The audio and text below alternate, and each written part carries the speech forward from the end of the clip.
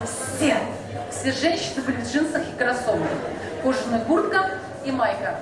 А нужно в платье и каблуки, уверена дизайнер и имиджмейкер Надежда Аюпова. На своем мастер-классе она говорила о том, как одеться женственно, красиво, да еще и чтобы денег хватило.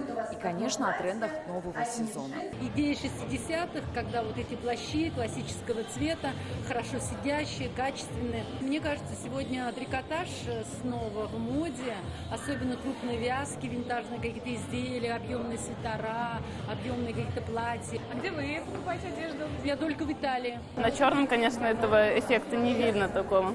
Тренды до России доходят через пару лет, говорит Светлана Олимпиева. Девушка 2 года работает под своим брендом. Конкуренцию чувствует. Целевая аудитория у людей, которые шьют из качественных материалов, какие-то эксклюзивные вещи, она достаточно узкая.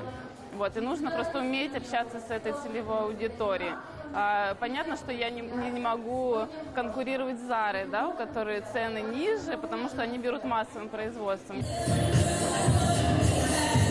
Сами создают, сами демонстрируют. В рамках швейного маркета прошло модное дефиле. На подиуме дизайнеры и выпускницы школы шитья. Презентовали юбку, брюки, платья и изделия на подкладе. Оценивают сложность фасона, ткань, стиль и качество работы.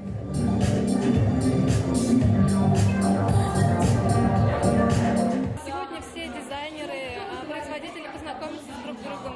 Мы хотели как раз объединить людей, чтобы создать такое сообщество. Настоящий праздник красоты и моды. И, как отметили организаторы, он может стать традиционным. Альбина Слугараева, Андрей Сандальцев, ТНВ, Казань.